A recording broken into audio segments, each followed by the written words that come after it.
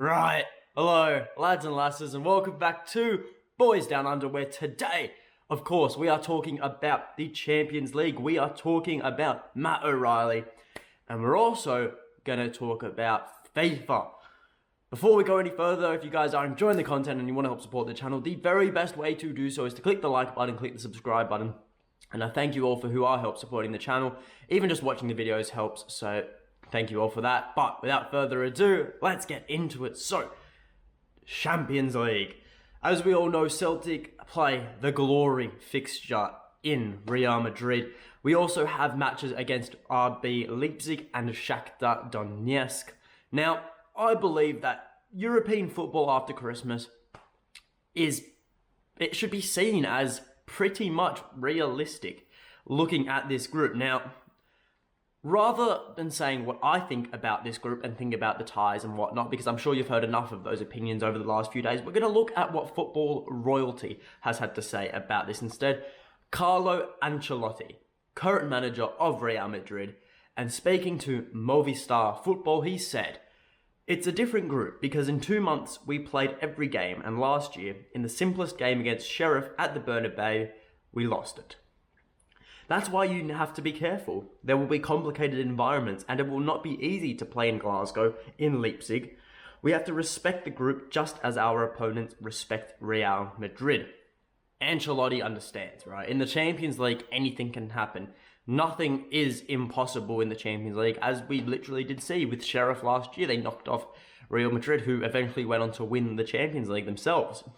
And he continued his point, speaking to Sport.es, saying, "We have to face the competition with enthusiasm after a magical season. We're going to try put the same fighting spirit and win on the pitch and go through the phase. And Celtic already know the atmosphere they have at home. It's a special competition. Every minute could be decisive." Of course, citing Celtic's famous atmosphere at Celtic Park, which was recently rated as the best stadium in the UK. Just a little side note there.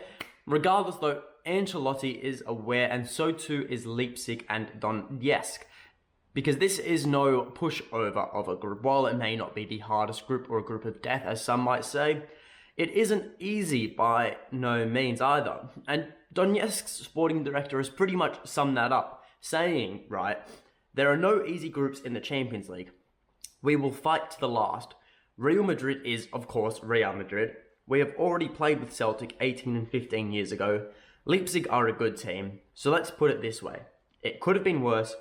It could have been better." Funnily enough, their director, Darijo Srna, I hope I've said that right, was part of the Donetsk team that played against Celtic.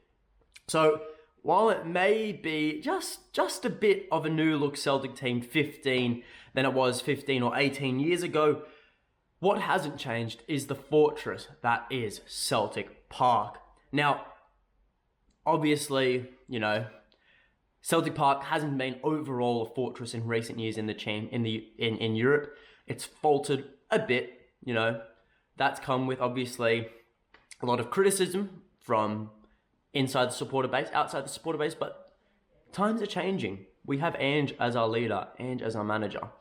And I've got a good feeling about this year, about this season, and of course that entails the Champions League. So we'll have to wait and see what is in store come the first fixture, which is, I believe, the 6th or 7th of September. Now, moving on to another interesting topic, Matt O'Reilly. Now, according to ESPN, O'Reilly has been attracting interest from some high-profile clubs such as Borussia Dortmund, Liverpool, and Arsenal. Also, smaller clubs are interested in O'Reilly as well, namely Manchester United. Sorry, I had to put that dig in there. Anyways, ESPN have claimed that a bid anywhere between the 15 to 20 million mark would satisfy Celtic. And that, my friends and family and viewers watching, is complete and utter bollocks. I don't think any fee under 20 million would satisfy Celtic. 25 million pounds, I'd say, is the benchmark. And you know why? Matt O'Reilly is 21 years old. He was brought in 6 months ago to replace the outgoing Tom Rogic. And in my eyes, there are no other suitable players to play that attacking mid role and to fill the void at the moment that would be left if O'Reilly was sold on. So clearly, why would Celtic sell him for anything less than he's worth? Because to me, he is worth £25 million at the minimum.